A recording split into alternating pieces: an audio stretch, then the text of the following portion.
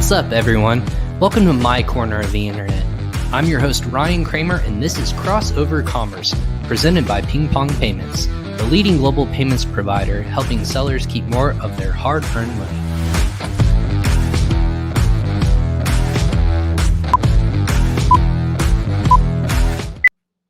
Hey, everyone. Welcome back to another episode of Crossover Commerce. I'm your host, Ryan Cramer, and this is my corner of the internet where I bring the best and brightest in the Amazon and e-commerce space.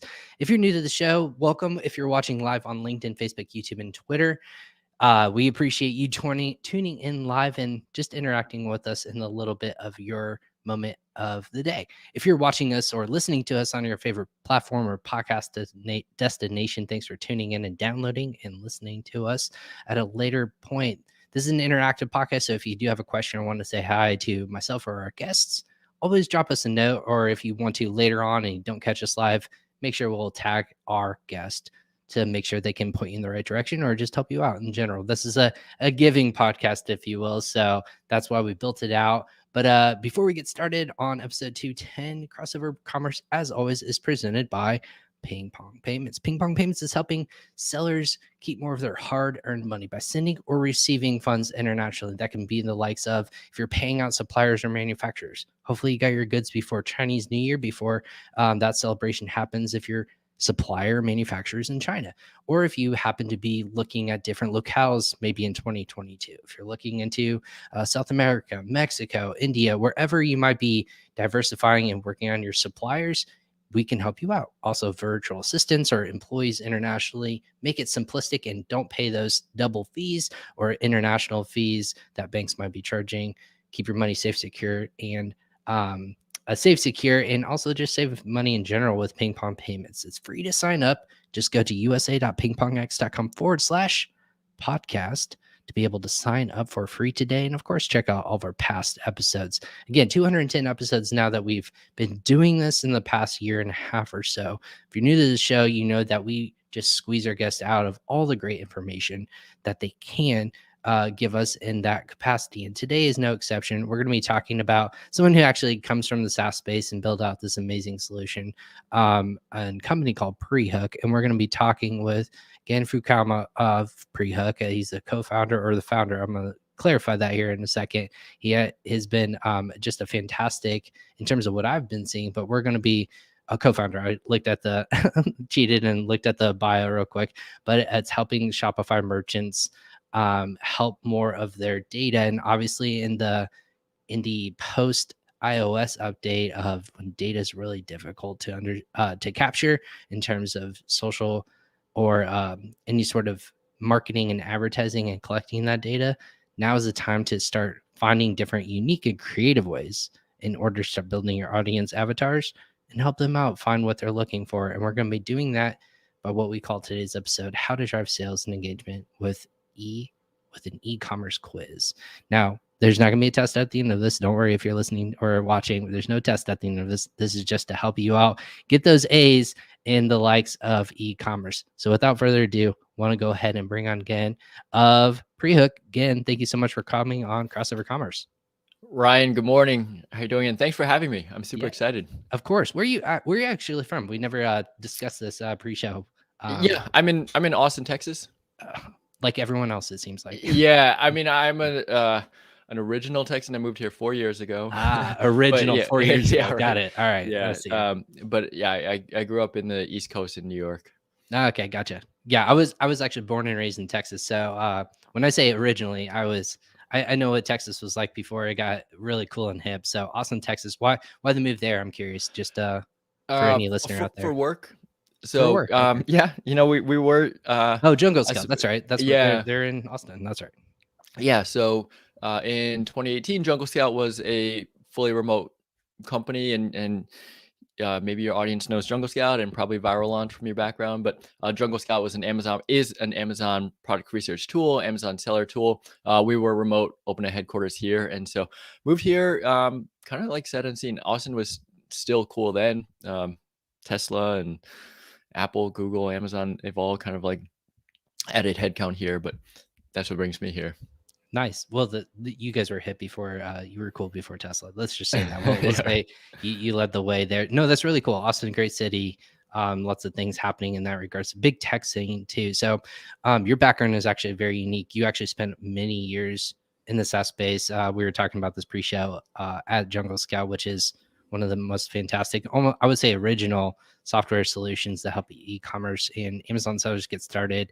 So I guess you were what, VP of marketing there? Is that correct? Yeah, yeah. So I joined in the fall of 2015. At that point, it was just a Chrome extension. Founder Greg Mercer had kind of built out a Chrome extension, and when he was starting to build out a team to scale the company, I joined as the first marketer. So at that point, yeah, we hadn't even launched a web app, and so I led the marketing, and I love working with Greg. Greg is an amazing marketer, and I learned so much from him. And probably one of the most important things is his education first approach. And as you guys know, like selling on Amazon, e-commerce in general, there's just so many potential pitfalls and areas that could be intimidating or confusing, and just having a trustworthy person to kind of shed light and explain where there are challenges and how to get through them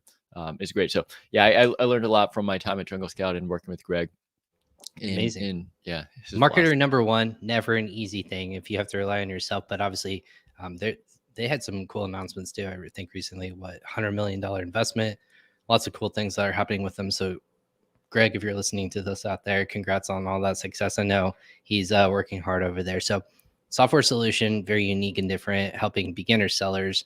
But something changed, right? What was kind of the inspiration to jump from that to the D2C platform? Again, very different, very unique. But now you built out something really cool in Prehook. Totally. Yeah. So Amazon is unique. As you know, it's very search oriented. You're kind of focused on an SEO play if you're looking for a blue widget for kids aged 3 to 7. So your listing is based around identifying that traffic or a paid ad of similar intent. But Shopify brands or e-commerce merchants who have their own standalone store have a very different challenge. And it's multifold. First is to get the traffic there, but then once you're there, what problem are you solving for? And so this is something that we had realized. I co-founded Prehook with two developers from Jungle Scout. They were also part of the founding team, so we've worked together a long time, probably 6 years at the point when we started building out Jungle Scout, or I'm sorry, Prehook. But yeah, we were trying to help merchants figure out what problem they were trying to solve. And so if you think of what a merchant's job is, in store, it's very easy. Somebody walks in the door, you can ask them a few questions. What are you looking for? What's your price point? What challenges are you trying to solve? What does success look like? Online, very different story, because even if you take a very simple product, let's say like a multivitamin, for example, people could be going to that store for that multivitamin for any number of reasons, whether it's for immunity or general health or prenatal, or whoever knows like what these problems are. But if you can just ask them a few questions, capture their email address, and then recommend the product, there are three main benefits that you get from that. One is improving the conversion rate, which is something that we really focus on, and that's just based on simplifying the buying process, removing some of the decisions that a buyer has to make in order to figure out what product makes sense. Second is accelerating list growth. So in a quiz, usually there's an exchange of value, a quid pro quo. I'll give you some data and tell you about myself. In exchange, give me your contact information, whether that is an email or a phone number for SMS.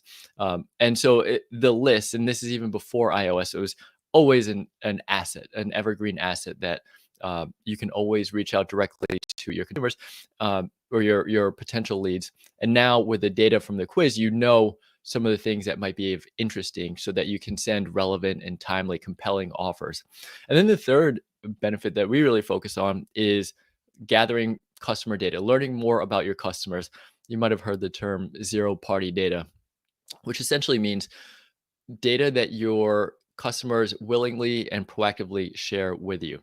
And when we started building Prehook in 2020, that was not really as much of a thing as it is today. And so there are some of the macro factors that you mentioned, whether it's iOS changes making it harder for apps like Facebook to track your behavior around. So ad targeting becomes harder and therefore more expensive, to third-party cookies being deprecated.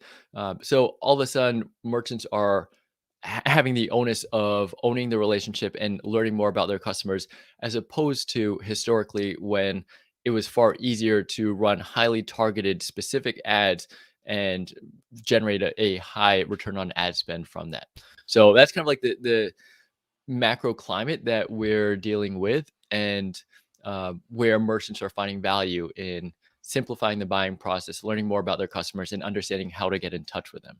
Absolutely. Well, this is kind of something new, and I didn't realize the actual ramifications of the iOS update. I actually switched over my phone this past weekend from Android to iOS, and now after downloading every single social media app and everything again, once again logging in, iOS will prompt you and say, and again, if you're there's a big ray of sunshine coming through on my face, it's because it's always around 10 o'clock where this one has to happen right in Oh, my yeah. face. So if I'm moving around a lot, it's to avoid this so I can stare at the screen.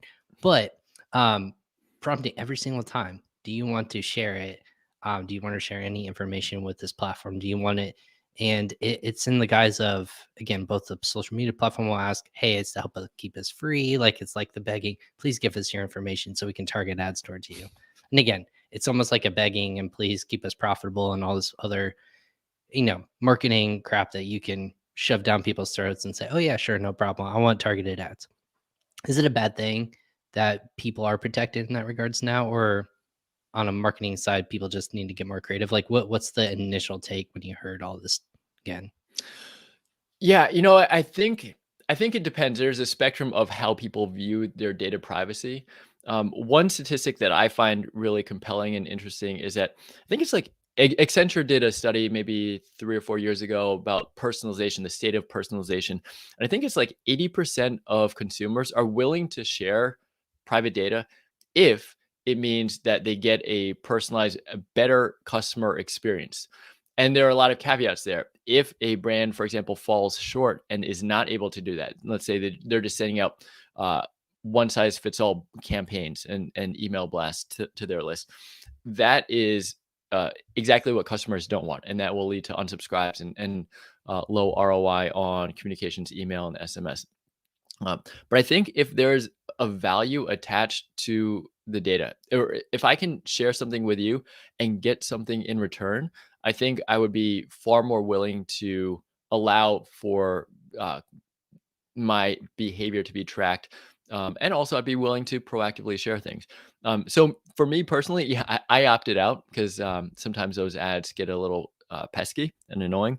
But I think if you're a merchant and you can think about what your customers would find valuable and then offer that in exchange for an email opt-in, uh, you can find ways to not be so negatively impacted by the iOS changes and the third-party changes, and kind of wean off of the pay-to-play model.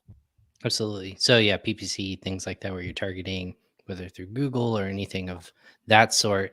So in this regard, so tell me how like zero party data. We actually talked about this last episode. It's super important to garner and build out your customer base. Audience base is very important because building that LTV, or the lifetime value of a customer, again, having them come back for one reason or another. You have services, you have products that you want them to come back with. But what you guys are, or if I'm understanding this correct, this is almost that customer journey at the beginning. I don't know what I'm looking for. I either got brought in by an ad, found it through the website. I don't want to be poking around and not find maybe what I'm looking for. So this is more of a targeted approach to funnel them quicker into relevant products or services. Very much. Is that correct? Yeah, yeah, that's exactly it. I mean, a quiz. The beauty of a quiz is it can be multifunctional in terms of like where in the customer life cycle you are. But you were using the example of somebody who's kind of just getting familiar with a brand. So the quiz might be the paid landing page, or it could be in a hero image like, hey, get started. So generally the way it works is you would at a high level, you're just asking a few simple questions, kind of progressing from the easier questions like, hey, what's your name? Some basic information, maybe like how old are you? Or, there are many types of, but a dog brand, for example, like what's your breed and size, and then progressively getting a little bit more um, intimate with the questions, and then you're getting an email address or a phone number, or you could front load it and then get the email or the SMS at the beginning, and then you're recommending a product.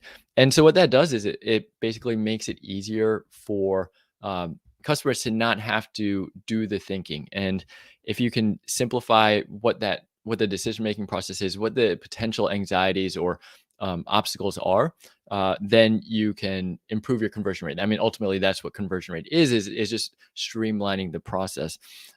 And so once you get a little bit more sophisticated, it can become more of a personalized and tailored experience, like you might have if you were in a brick and mortar location. Like, hey Ryan, what are you trying to address in your health if it were a multivitamin brand, for example? And then you can use some features like, for example, conditional logic, which is, okay, so Ryan is focused on his immunity. Let's tell him about how our product can address his challenges or fears around immunity. So you can do this in the quiz. You can do it on site in terms of like, so you'd have the recommendation and it can be specifically around the challenges and the problems that you highlighted.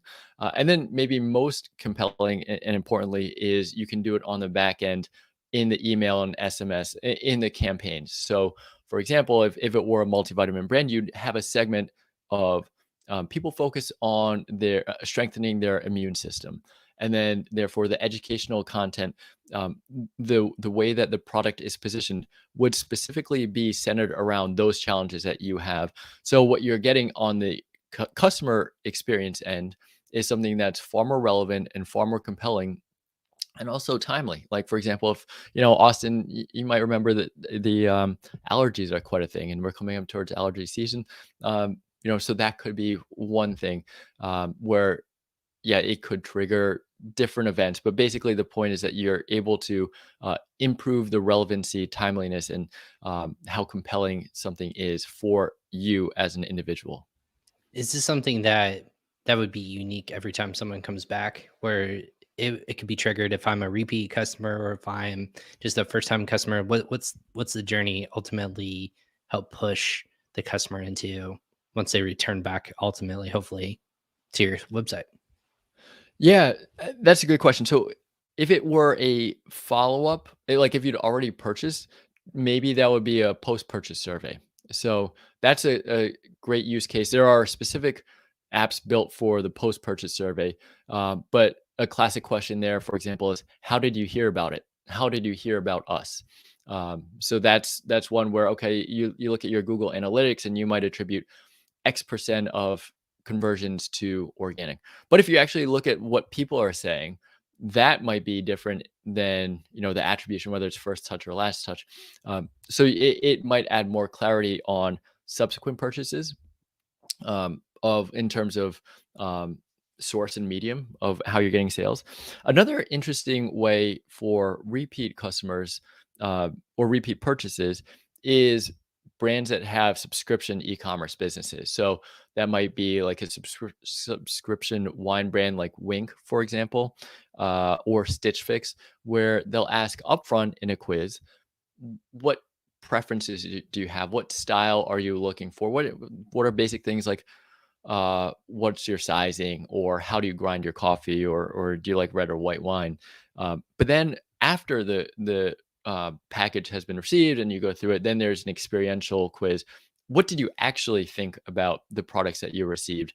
And then, I mean, these brands are incredibly sophisticated. Stitch Fix, for example, is essentially like a data science company, but they will kind of correlate the after impression with the before, and so at that point it kind of like becomes a little bit more about how to refine the packages or the products that are sent, which does play exactly into lifetime value, because if you're on a subscription or recurring package, recurring business, every single package that is sent out is so critical in the customer experience to continue to have that recurring revenue and not have the customer churn. Gotcha. So with this automation, it makes me think of a couple different ways, and I just want to understand too for maybe the audience who are thinking about this too, like the likes of a mini chat where there's automation and the likes of that, but it's through social media, maybe through Messenger or something along those lines. How would this be, just to understand and make sure that we can highlight the differences and the benefits of it? How would Prehook be different to the likes of a mini chat or something where you can tie into a bot flow?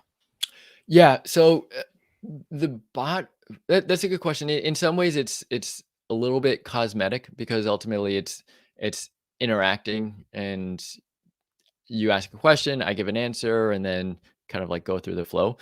So it's not that different on site. The user experience is different. Where ManyChat or Intercom Drift, for example, those are kind of like little widgets on the bottom right or bottom left of the screen.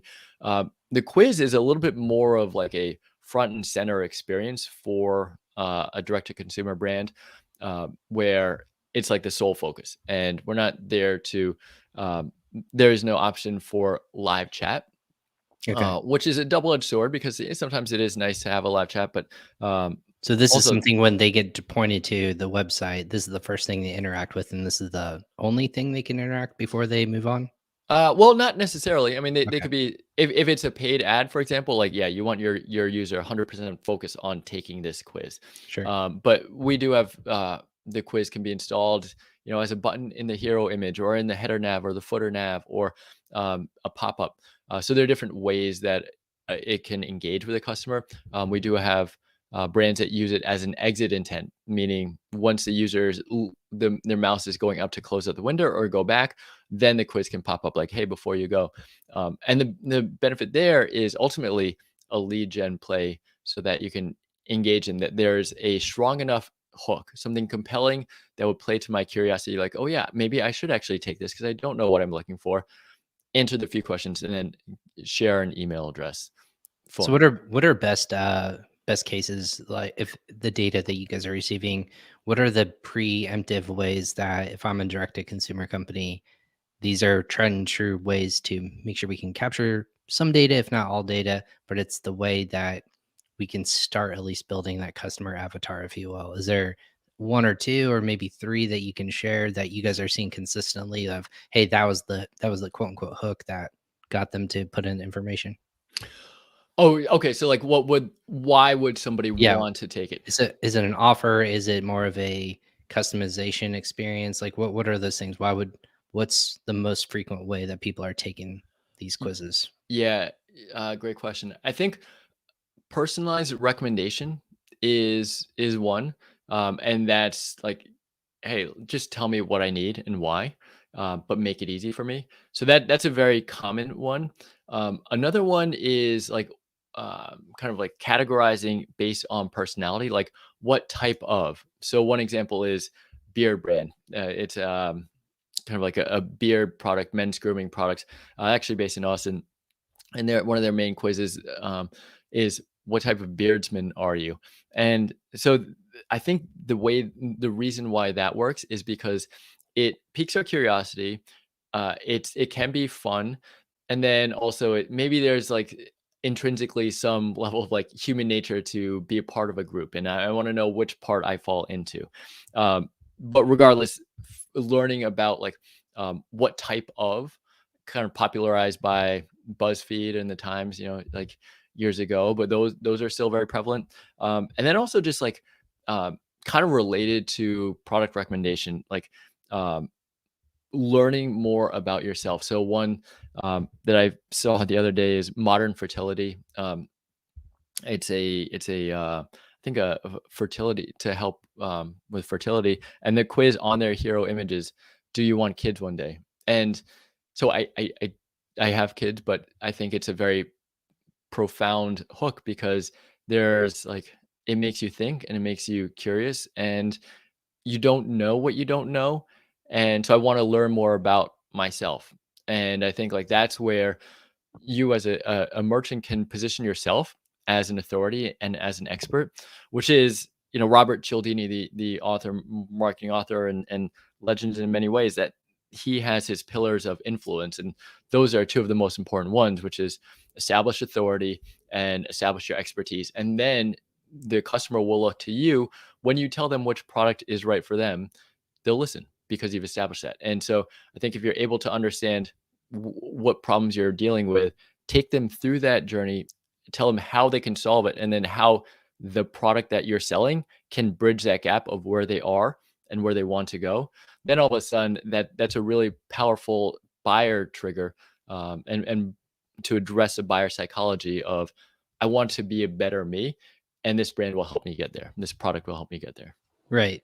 Well, obviously, that the establishment of authority is very important. I think it's gonna help brands stand out, and obviously, it makes your brand more valuable to outside investors, or if you want to leave it one day, or even just the notion that if it empowers your ability to iterate and grow your product base or knowledge, or just the ways in which people are really searching for and what and where they are in their buyer journey. But in a world of like data, and you can pull almost anything you really truly want to, what's that fine line again of, I want to capture data, but I don't want to capture too much. I don't want to be invasive, but I want to be practical and proficient. What are those things that people feel welcome to handing over, instead of what's your business or what's your address, what's your zip code? Is that too personal, or is that too invasive? Like, what are those gray areas in that box, if you will? If we step outside of it, then we've lost that customer. Yeah, that's a great question. Some of that stuff, I mean, that's when we talk zero party data, name and address, that's like first party data. And ultimately that would be a waste of a question. The way I think about it is every question essentially is like a bullet in the holster, and you have limited shots before a customer says, you know, this is useless. This is a waste of my time. I'm out. And so I think you do want to be very thoughtful and deliberate about what you're asking and the progression of the questions that you're asking. Name and phone number, their address, they're going to fill that out in the shipping address or the billing address. You don't need to get that in a quiz. So that's considered kind of first party data that's passively gathered. But I think what is important, or how a brand might want to think about it, is what would be helpful to give me myself the best chance to sell the product or to market to this person most effectively. And so one way to think about that is segmentation. What type of data would help me to improve the relevancy of the campaigns that I'm sending out? So yeah, I think like if you consider, okay, maybe they have their segmentation program already and it's based on how much money they spent, like so VIP or first time customer, or like a lead, frequency, monetization, RFM. That's kind of like a nice way to do it. But then if you layer on what problems they're solving for, I think that's a really compelling data point with which you can create segments around. Or maybe it's a persona. For example, if it's like uh, a mother, we have a toothbrush brand, for example. If they are selling to a parent or the customer is going to be a kid, that would dramatically change the marketing campaigns. So to answer your question simply, I think if you think about what would be helpful in segmentation and then capture data points around that, and then you can use that to kind of like send some finely targeted emails and SMS campaigns. That's great. Also, maybe what their end goal is. Right. So when the effectiveness of this, how are you? Is the achievement that something like a quiz would? What, I guess, what would be a success if someone's utilizing a quiz, and where they're measuring the success in this? Whether it be, Yeah. Oh is it yeah. the capture Look at of the bottom data? line. I was going to say bottom line. Is that where you're really circling the bottom line, and that's really where it goes to, and that's the quote KPI that we're looking at? Yeah. So I think that yeah, there are three things. One, I should say top line, like revenue. So how much revenue did the quiz generate? And that's specifically based on the recommended product. Did the customer buy that product? And so Prehook tracks that, basically a 14-day attribution window. They were recommended the product. Did they purchase within 14 days? And so that's one way that you can very quantitatively know how much revenue is coming from the quiz, or how helpful is it? The other is leads. Yeah, so both email and phone number, and the that again can be compared and quantified easily. So, for example, say you get 100,000 visitors to your site. 2% of those would opt in, say, on a regular pop-up, like, hey, join our newsletter, or drop in an email for 10% off. So you'd get 2,000 new leads a month. Well, what if you had a quiz up there in the hero image, or somewhere else, and whether the hook is what's your recommended product, or what type of buyer are you, you can kind of figure out what the opt-in rate is of anybody who would engage with that, and ultimately where you'd end up getting their contact information. So we are working with brands that are seeing 3 to 5x higher engagement on a quiz and gathering leads, as opposed to, say, the 2 to 5% opt-in on a pop-up. So yeah, it's definitely worth a test to see how much you're getting, and then kind of like the harder the third thing that's harder to quantify is the customer data. Like, how much does that actually impact the revenue that you're getting from your email or SMS? But you could probably create segments on those who took the quiz and those who did not, in Klaviyo or OmniSend, whatever your email service provider is, and see any delta there.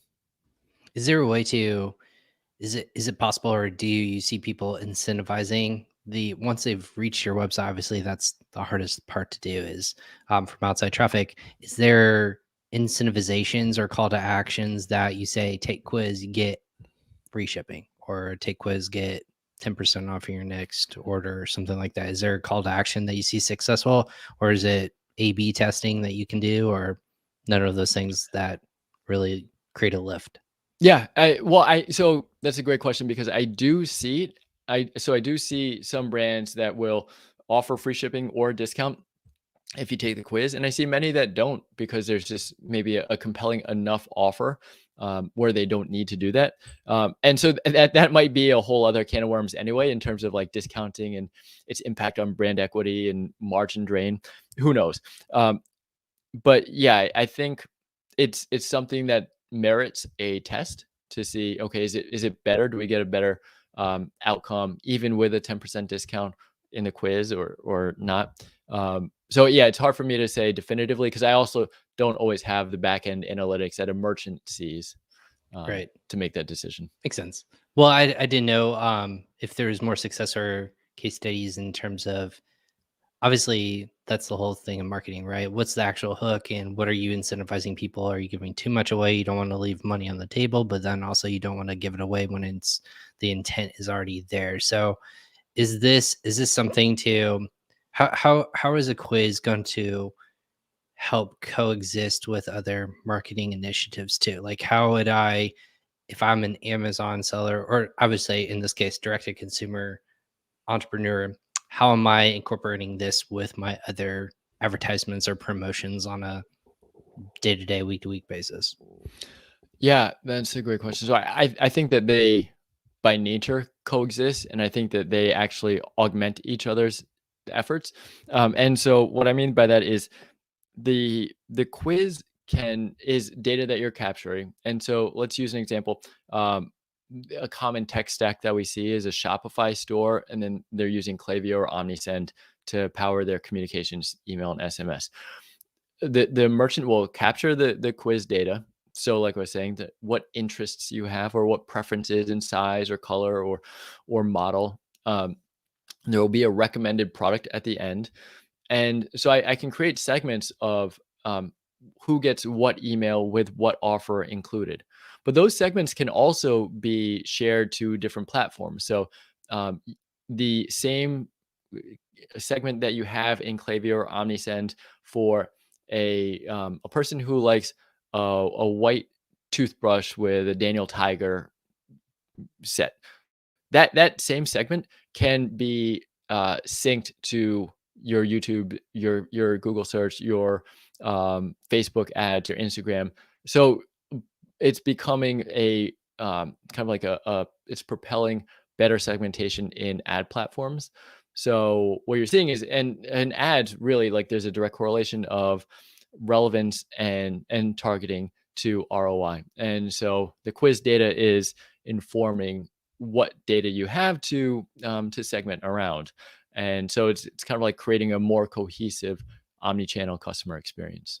That's amazing. What about, is there something where in this kind of day and age, is there something as, hey, this is something that more A/B test, or like what's a great way to start this? Like, not to immerse and overwhelm, but to almost like half step it into the integration of your website. Because if you have customers continuously coming back, do you want to serve them a quiz every single time? Do you want to like push it out every moment that someone's achieving? Like, where's that fine line, if you will? Again, I'm for everyone who's listening, they're going to say, do I hit them up every single time, or can I manage that? How does that work? Yeah. So do I hit them up every time? Well, so it might be like on a Shopify site, it'll be like the best sellers in the hero image, and it'll always be the best sellers. And it could, yeah. So I think there's that like user experience part that's like, okay, how much am I catering towards first time visitors versus returning visitors or returning customers? And yeah, that's a little bit harder to control because that might get to the point of like personalization of a website experience. But to address your question of what's an easy way to start with a quiz, I think it really might just be, okay, let's think about what data points would be helpful for our campaigns, our email, SMS, paid ad campaigns. What do we need to learn more about our customers, and therefore like ask it. And it can be like a very short 3 to 5 question quiz. What channel do we want to focus on? What list do we want to build? So that's, email, SMS. By the way, we also support crypto wallet addresses, which is kind of like a new cool feature that I'm super excited about. And then recommend a product, like what product matches to which quiz responses. And so that's basically the framework of setting it up. And then you integrate with your email service providers or your SMS. And then from there, you can just like run it for a month, 2 weeks. Do we get a higher opt-in rate for our list? Do we actually see an ROI on somebody who takes a quiz as opposed to somebody who doesn't? In Google Analytics, you can get more granular, segment out those who take the quiz. What does the average order value look like? Is it higher? Because, in a quiz, you can include the upsell and cross sell. Is a conversion rate higher for those who take the quiz or not? And that doesn't necessarily come through in our analytics. Our analytics is basically just revenue contributed. But you can see that in Google Analytics. And then also maybe on the email part, and we kind of touched on this earlier, are those that go through a post quiz automation, do they have a higher conversion rate? Maybe because of the data that you're using to segment. So, yeah, ultimately, I think it's a relatively low risk test set to set up, and it can be done in a day. Building it out. And of course, if you're on Shopify, I'd love to help. Build it out, share ideas. You don't even need to use Prehook, but I've gone through thousands of quizzes at this point, so I'm fairly familiar with them. Absolutely. Well, the other thing, and I also thought about this too. If people are implementing this in the customer service journey of why are you here? Like what can we help you with? And again, I also, when I think of a quiz, obviously it's just you the person taking the quiz is supposed to have the answers, which in theory this is true. But on the customer service aspect of maybe of this is how you catch problems before something else happens, right? On the Amazon side of things, it's very difficult to understand where the problems might occur at a quick pace. It could be in your reviews, it could be in your customer service or through Amazon returns, anything like that. But that could be weeks, if not months, as a tail, that you actually catch it. This can be almost is there automation where it might be, hey, there's a lot of breakage for SKU XYZ or product XYZ is broken consistently. Maybe does it like trigger any sort of alerts or notifications or anything like that, or can you tie it to that with Prehook? So it sounds like that might be more of like a post-purchase Yeah, quiz or post-purchase, or survey. if they came to your website and they go to customer service, clearly there is either a problem or an issue. So if I were to say, like, why are you here? Issue with product, or a question about warranty or something like that, where it kind of ducktails into, how do I push them into, hey, call us right here on our customer service line, or here's how you get a free new product, or even put in your information of, hey, my product came broken. Like you said, the beard oil that we were talking about earlier, maybe that bottle came broken in the package or something Mm, like that.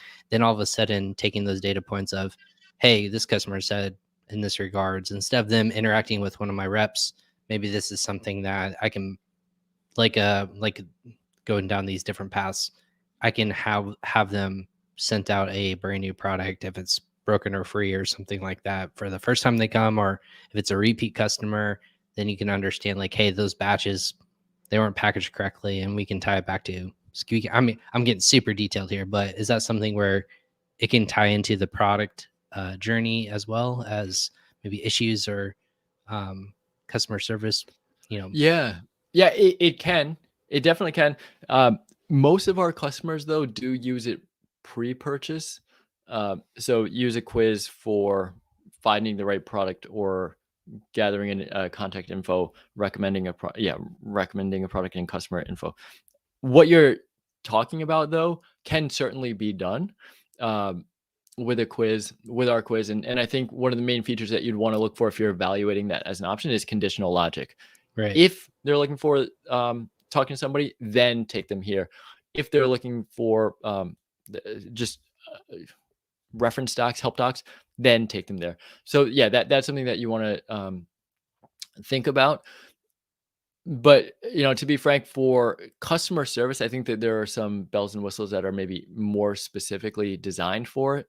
Um, for DTC, it might be like a Gorgeous, for example, or a Zendesk. Gotcha. That yeah, uh, and then also maybe you want that live chat element as well. Sure. Yeah. This is something I was like applicable nature of, hey, maybe this is something that ties into those ecosystems of, I can understand a little bit quicker, or I can understand why people are even attempting to reach out and start that. But like you said, just want to, if there's another segment out there, I'm going to find it for you again. Yeah, yeah, yeah. Well, so one thing that is related and is very useful and interesting is doing product research. So not product research in the terms of viral launch and Jungle Scout, but like product development and then understanding a little bit more about what your customers are looking for and weighing this different options. One great example is Third Love and Heidi Zach. So that's kind of a direct-to-consumer lingerie brand for women's lingerie. The main goal is just to make it easier to purchase lingerie online, and a quiz is kind of like at the centerpiece of it because a fit quiz can be a great use case of a quiz, and then also a necessary step in the customer journey because understanding online what the right fit is far harder than going in person trying it on and stuff. But nobody necessarily wants to do that. So the CEO Heidi Zach was running a quiz. I think like 13 million people took it, and so she had tens of millions of data points. Of that, was able to identify that fit was always an issue, and actually it wasn't even just like the fit itself, but half sizes was an opportunity. So from the structured data of a quiz, she was able to identify that there was an opportunity and a gap in the market, started building it out, and that's now one of their competitive advantages and differentiators, or was, that they have half sizes in bras. So I think if you're able to at scale gather data and it's structured in a way that's easy to identify, as opposed to support tickets where you're kind of like having to sift through what the text is and identify the customer sentiment. If it's kind of multiple choice and you know what people are looking for, you can know which flavor of cereal would be a great one that has pre-existing demand, or which where there are existing challenges. So yeah, you're touching on a great point there. Yeah. I was going to say, maybe even going into the, again, if you're thinking about just preemptively trying to think, hey, is this something you find useful? Are you looking for different colors? What else might be missing? If you thought like A, B, or C would go with this, which one would find more useful if it was part of a bundle? Again, that iteration of product development and that journey. I think it's really cool and fascinating how to embed that. Like you said, doing it through email or SMS or even on site, I think that's very fascinating post purchase with that. So again, I know we're already at the top of the hour.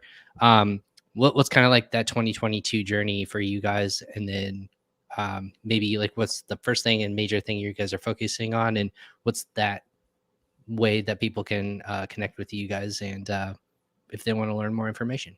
Yeah, totally. So we just launched our Attentive integration. So Attentive is one of the leading SMS platforms for DTC brands. So that's really exciting. And then, to be honest, we're kind of shifting a little bit towards Web3 NFTs. So the first step was that we'd allow brands to capture crypto wallet addresses. What do you do with that? You can airdrop things. And so a whole other topic, and I'm sure you might have episodes upcoming on it, but I think like that's a huge opportunity for where Web3, the notion of owning digital assets, we're barely scratching the surface of that as it applies to consumer brands. So we're seeing some bigger ones do it with like Nike and Adidas, Under Armour, Fendi. But as we kind of, and Shopify, by the way, is kind of like in their beta test. Shopify Plus brands can now mint and distribute NFTs. But yeah, that there's a whole lot there, and we're starting to explore that because we think that there are a lot of great applications in terms of customer loyalty or community gated access, pre-sales, all these things that Web3 enables. Press the wrong button here. That's fantastic. I think it's something that people are constantly trying to keep up to date and support. Again, just in the notion of what customers are looking for and how to best serve them, I think is really cool. Best way for people to connect with you or reach out to the team there? Yeah, that's right. So my name is Gen, Gen at prehook.com, or on Twitter, it's Gen Furukawa. Find me or search for Prehook. But yeah, I would love to connect, love to help in any way possible. If it's just to bat around ideas or help building out a quiz, get you integrated or set up with email. I really take pride in helping make the most out of quizzes. And I think merchants that do find a lot of value. And it's not just kind of like the short-term boost of revenue, but the long-term benefit of learning more about your customers, owning that data and owning that list.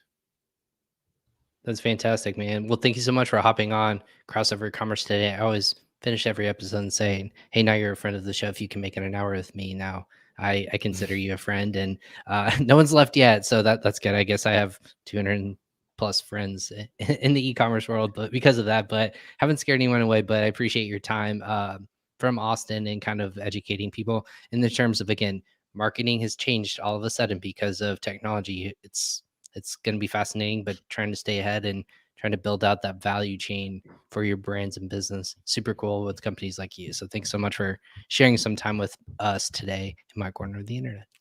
Thank you so much, Ryan. Thanks, everyone. Awesome. Thanks again. And thank you, everyone else, again, who is joining us live on Facebook, LinkedIn, YouTube, and Twitter.